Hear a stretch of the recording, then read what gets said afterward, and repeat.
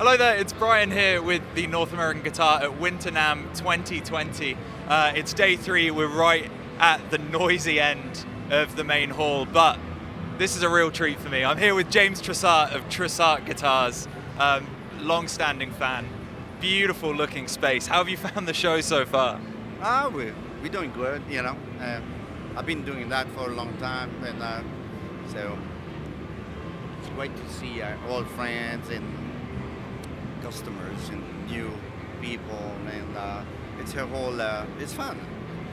Like this guy owns like 28 guitars of mine. No, not kidding. Hey, I'm jealous. This like life aspirations right there.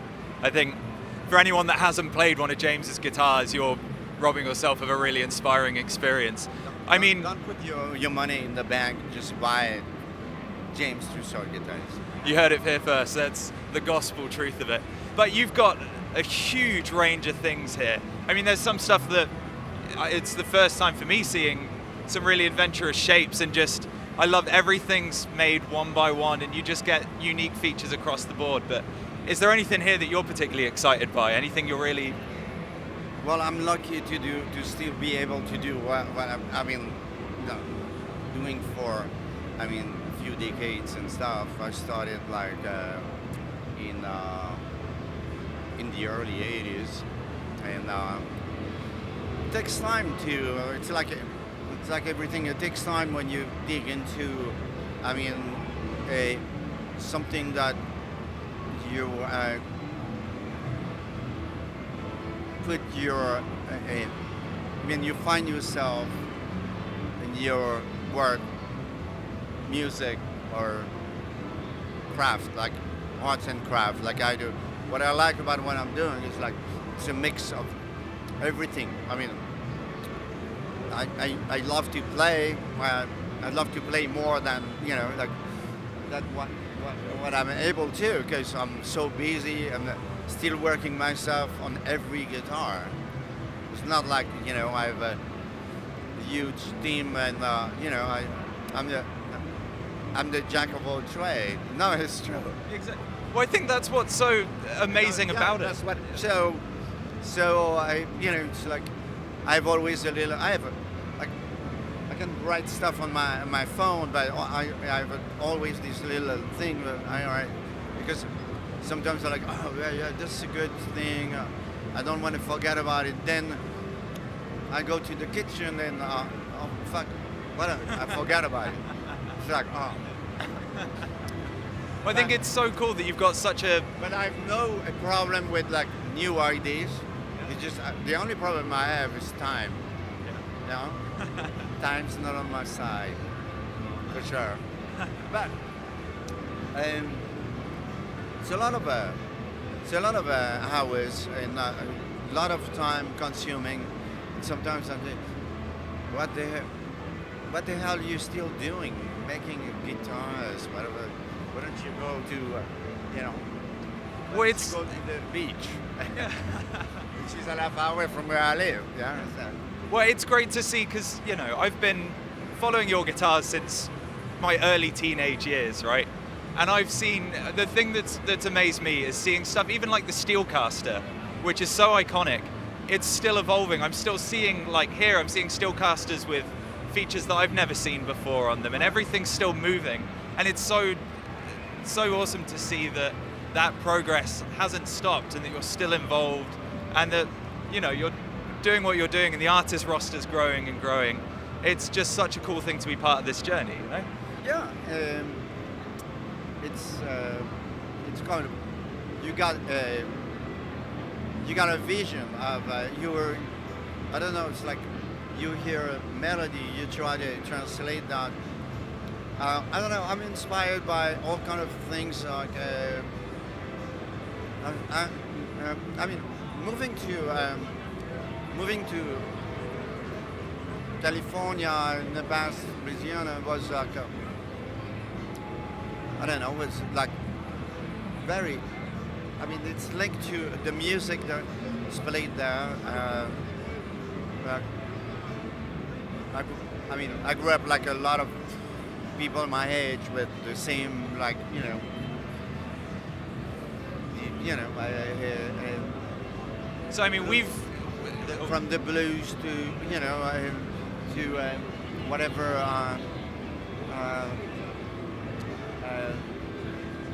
Radiohead or whatever. Yeah. I mean, all kind of genre, things that touch me.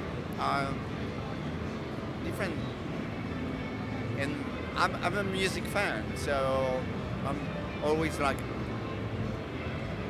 I listen to the radio and discover, like, you know, I don't know, I'm in Los Angeles, so I listen to Breakfast to the Beatles, Frank Sinatra, but also like things on KCOW when I'm driving, and it's, oh man, so I'm like trying to, with my phone, like, oh, like, what's this?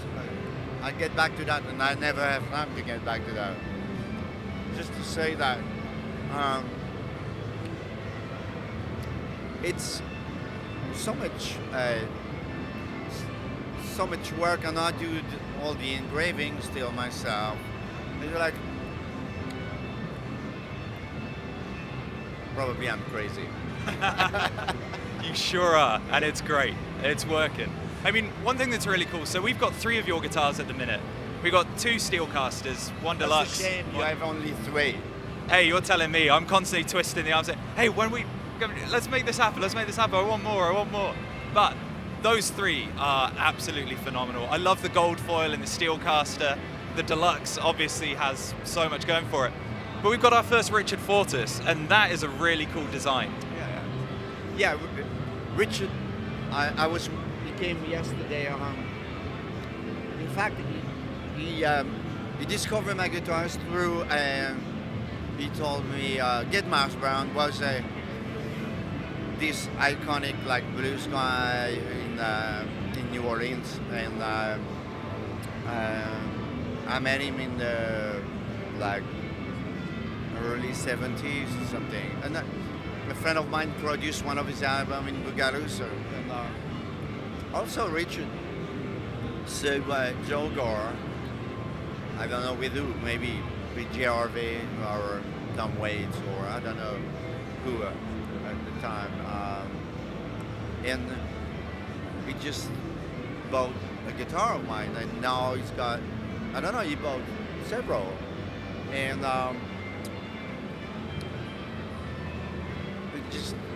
just like stories like this, you know. Let's it's always like the thing is, I listen to all my musician friends. That's how also get to, you know, from great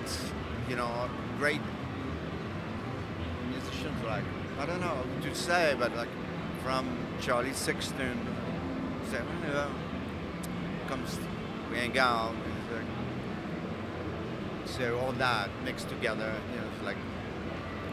Well, it's great because there's so much variation in that, and it's that thing of having the eclectic taste, and that must be working with the guitars, because your roster does everyone from Bob Dylan through to like metal guys, you know.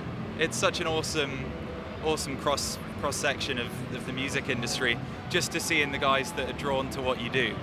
And it's, they're such versatile things, and it's great seeing them in the hands of so many people.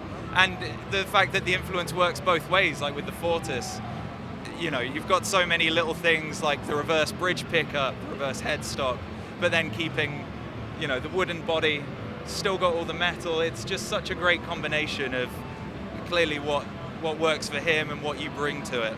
And that guitar has been super inspiring. It's really, I appreciate that. I wish I wish I have more hours, you know, to just do more stuff. It's like it's kind of a frustration not to be able to do this, do now. Feel like those amps, like I had that idea of like 10 years ago. It's like also started collect like gas can in like car shows and stuff. And like, by the time get to get on it, but a few years, yeah. So like music project that I like.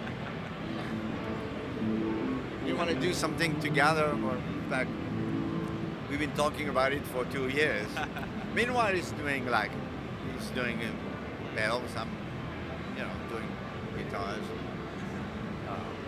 Oh man, well, it's great to catch up and great to see everything you've got going on here. We're loving the guitars that we've got at the minute. I can't wait to just see that carry on down the line. I have a feeling it's going to be an awesome year. And I'll come and see you in London. Yeah. Anytime. We got a great new showroom. We've got 2 big old barns and they're full of guitars. I mean, what more could you want? Yeah, London's been always like an inspiration. Part of what I'm doing too. Like in '69, I went to, without knowing, I went with this friend that I met during the week. Summertime, '69 was really fantastic. I saw the Beatles coming to Abbey Road. Wow. I took photos, and we've been looking for the photos, and my parents, I don't know what happened, but we all seen that, and that was just to say, I went to a festival in '69 in a little town called Clampton. Right, yeah. You know about it? Yeah. So there was kind of a fairground, and we were in the train. We talked to those people and said, "I am festival. Why? We don't have enough money to get." And I said, "Oh, come on." We got in. It's like this changed my life. Yeah. I saw the Who. I think I saw Yes, Soft Machine, Bounce of Dog Band. I mean, that's a musical education in of itself. Like that's going to take you the all first Krishna people in my life. I've never seen Krishna people before. Hare, Hare. It's all that was part of, all that was the inspiration. And one day, you don't know what your life's gonna be, but it's like, I started with making a dulcimer. Right. Because Brian Jones, Lady Jane. Yeah. Just that. Oh man. Well, dude, it's been so great to catch up, so great to share stories, and it's just a real pleasure. It's been one amazing journey, and I can't wait to see where it goes. Man. For more information on the finest luthier-built instruments and all of our NAMM coverage, please do subscribe to this channel. If you want to know anything about James Trussart guitars, even if you just want to chat about them for hours on the phone, don't hesitate to get in touch.